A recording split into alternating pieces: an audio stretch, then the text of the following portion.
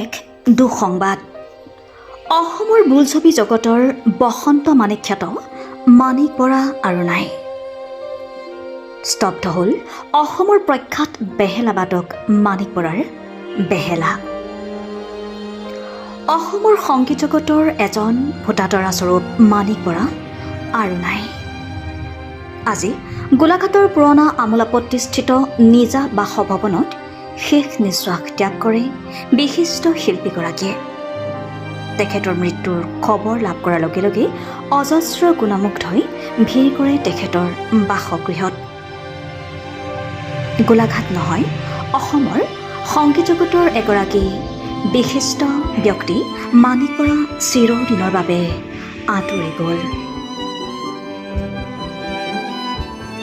কলিকতাত গৈ সংগীতৰ শিক্ষা লৈ ঘূৰি অহা মাণিক বৰাই অসমৰ সংগীত জগতত নিজকে প্ৰতিষ্ঠা কৰিবলৈ সক্ষম হৈছিল আৰু প্ৰথমে গোলাঘাটৰ বিশিষ্ট কথাছবি পৰিচালক প্ৰয়াত শিৱপ্ৰসাদ ঠাকুৰৰ মমতা নামৰ ছবিখনৰ জৰিয়তে পাছলৈ বসন্ত মাণিক এই দুইজন সংগীতজ্ঞই একেলগ হৈ অসমীয়া কথাছবি জগতত বিশেষ চৰ্চা লাভ কৰিছিল।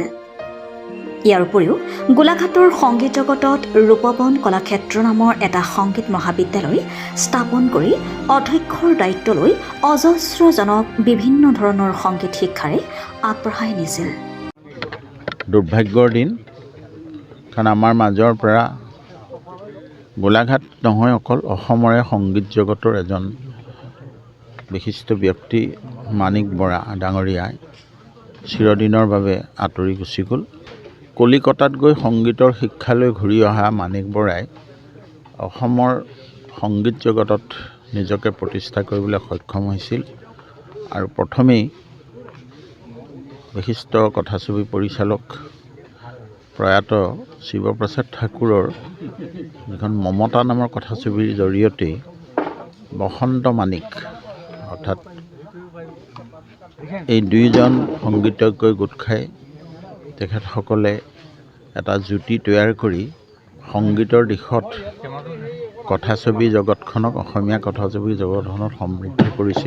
গোলাঘাটৰ সংগীত জগতখনৰ লগত ৰূপবন কলাক্ষেত্ৰ নামৰ সংগীতানুষ্ঠানটোৰ মূল দায়িত্ব লৈ তেখেতে অজস্ৰজনক বিভিন্ন দিশেৰে সংগীত শিক্ষাত আগবঢ়াই নিছিল। গতিকে আজি আমাৰ কাৰণে অত্যন্ত দুখৰ খবৰ, তেনে এজন ব্যক্তি আজি আমাৰ মাজৰ পৰা হেৰাই গ'ল। গোলাঘাট তথা অসমৰে সংগীত জগতখনৰ যথেষ্ট ক্ষতি হৈছে। সামগ্ৰিকভাৱে গোলাঘাটৰ সংগীত জগতত মাণিক বৰাৰ স্থান আছিল একক আৰু অনন্য। তেনে এজন ব্যক্তিক গোলাঘাট MSR থিয়েটাৰ ছ'চাইটিৰ সৰ্বোচ্চ সন্মান MSR থিয়েটাৰ ছ'চাইটি বঁটাৰে সন্মানিত কৰিছিল। ইয়াৰ উপৰিও বসন্ত বৰদলৈ আৰু মাণিক বৰা এই দুইজনৰ যি জুটি, বসন্ত মাণিক এই জুটিয়ে অসমৰ কেইবাখনো অসমীয়া কথাছবিত সুন্দৰ সংগীতৰ প্ৰয়োগেৰে সমৃদ্ধ কৰিছিল। গোলাঘাটৰ পৰা আছিকুল আলীৰ সহযোগত চন্দন কৰ্মকাৰ ৰিপৰ্টাৰ লাইভ অসম। আৰু সেই সময়ৰ পৰাই আমি মাণিক দাক পোৱা অতি অমায়িক ব্যক্তি, হাঁহি মুখে সদায় কয় বীৰেণ আহিলা, প্ৰজ্ঞা আহিলা, ভাইটি আহিলা। তেওঁ যিখিনি জানিছিল লোকক বিলাই দিয়াৰ এটা আশা আছিল আৰু আজি বহুত ল'ৰা ছোৱালীক মাচুল নোহোৱাকৈও শিক্ষা প্ৰদান কৰিছিল, সেইটো মই জানো। আমি এবাৰেই মাত্ৰ ৰূপবন তেতিয়া ৰূপবন হোৱা নাই, আমি এবাৰহে ফিজ দিছিলোঁ। আৰু এজন সুদক্ষ বেহেলাবাদক তেখেতে সৰ্বভাৰতীয় পৰ্যায়ৰ এটা প্ৰতিযোগিতাত, সংগীতৰ প্ৰতিযোগিতাত তেখেতে শ্ৰেষ্ঠ বেহেলাবাদক হিচাপে পুৰস্কাৰ পোৱা বুলি আমি শুনিছিলোঁ। তাৰপিছত তেখেতে বোধকৰো 60 দশকৰ শেষৰ ফালে নেকি তেখেতে ৰূপবন কলাক্ষেত্ৰ বুলি যিখন সংগীত মহাবিদ্যালয় বৰ্তমানৰ, সেইখন তেখেতে প্ৰতিষ্ঠা কৰিছিলে। প্ৰতিষ্ঠা কৰি তাতে তেখেতে সংগীতৰ বিভিন্ন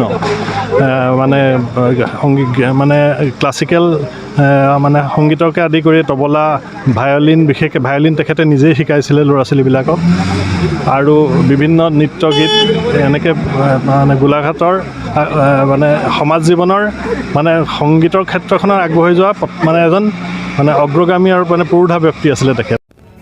ৰিপৰ্টাৰ লাইভ অসম।